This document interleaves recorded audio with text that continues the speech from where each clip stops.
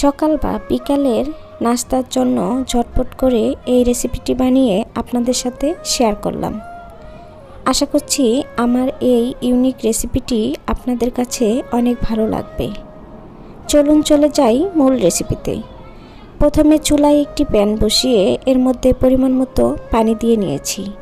এখন এর মধ্যে দিয়ে দিলাম হাফ টেবিল চামচ লাল মরিচের গুঁড়া, হাফ টেবিল চামচ হলুদের গুঁড়া, হাফ টেবিল চামচ ধনিয়া গুঁড়া,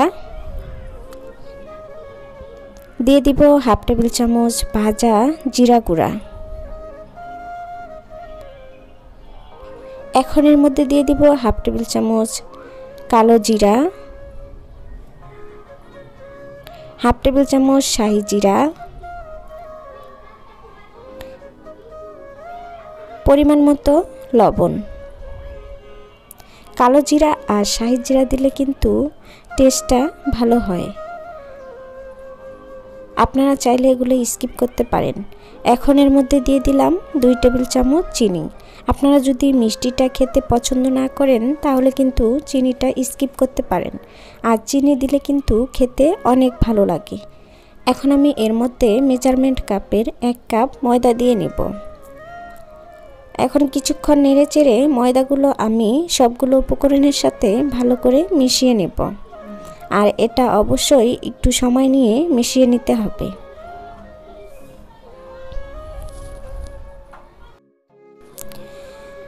বসে বসে ভাবছিলাম বিকালে নাস্তায় বাচ্চাদের কি বানিয়ে দিব, তাই মাথায় এই বুদ্ধিটা এসে গেল যে এভাবে একটা রেসিপি বানিয়ে দেখি খেতে কেমন লাগে। মাশাআল্লাহ অনেক ভালো লেগেছে, তাই ভাবলাম আপনাদের সাথেও শেয়ার করি।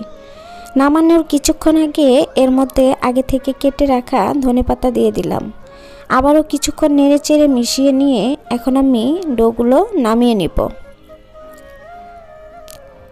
একটা মিক্সিং বাটিতে আমি নামিয়ে নিয়ে ভালো করে মতে একটা ডো বানিয়ে নিয়েছি। দেখুন আমার ডোটা কেমন হয়েছে, আশা করি আপনারা দেখেই বুঝতে পারছেন।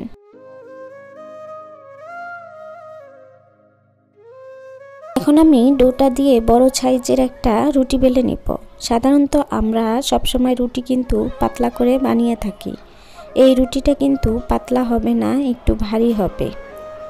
আমি কিভাবে বানিয়ে নিচ্ছি দেখুন।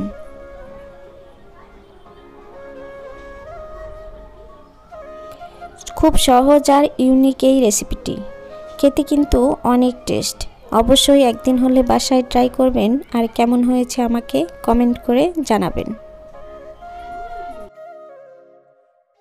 দেখুন আমার রুটিটা বানিয়ে নেওয়া শেষ, কতটা মোটা হয়েছে আশা করি আপনারা দেখেই বুঝতে পারছেন। এখন আমি একটা কুকি কাটার দিয়ে রুটিটা গোল করে কেটে নেব। আপনারা চাইলে আপনাদের মন মতো যে কোনো শেপ দিয়ে রুটিটা কেটে নিতে পারেন। সাইডে যে অংশগুলো আছে সেগুলো আমি তুলে নিব, আর এইগুলো দিয়ে আবারও আমি রুটি বেলে একইভাবে কুকি কাটার দিয়ে কেটে নেব।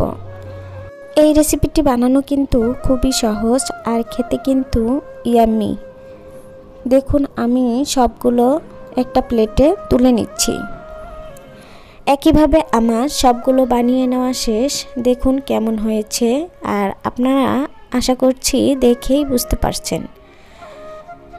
এখন চুলায় একটি প্যান বসিয়ে দিব, আর প্যানের মধ্যে পরিমাণ মতো তেল দিয়ে নেব। তেলগুলো যখন হালকা গরম হয়ে যাবে সেই সময় আমি একটা একটা করে এর মধ্যে দিয়ে নেব।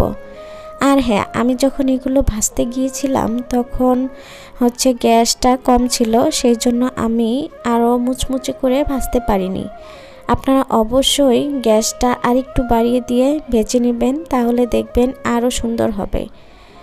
দেখুন এগুলো ফুলছে আর উপরে ভেসে উঠছে। আমি একসাথে কয়েকটি দিয়ে নিয়েছি, আপনারা যদি চান অল্প করেও ভেজে নিতে পারবেন। আমি তেলের পরিমাণটা বাড়িয়ে দিয়েছি দেখে আমি বেশি করে ভেজে নিচ্ছি। এক পাশে হয়ে গিয়েছে, অন্য পাশে আমি উল্টিয়ে দিব, আর এগুলো উল্টিয়ে পাল্টিয়ে ক্রিস্পি করে ভেজে নেব।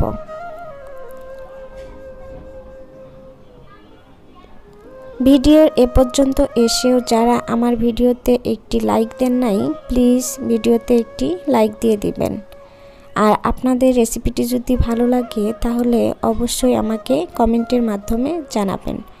এক ব্যাচ আমার ভেজে নেওয়া শেষ, আমি আরেক ব্যাচ একইভাবে ভেজে নেব।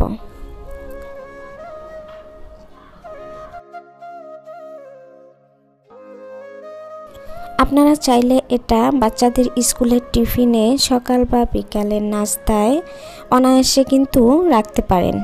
চায়ের সাথে খেতেও কিন্তু এটা অনেক ভালো লাগে। সব মিলিয়ে রেসিপিটি কিন্তু অনেক ভালো আর পারফেক্ট একটি রেসিপি। একবার যে খাবে অবশ্যই বারবার খেতে চাইবে। ছোট বড় সবাই অনেক পছন্দ করবে। দেখুন আমি এই ব্যাচটাও সুন্দর করে ভেজে নিচ্ছি।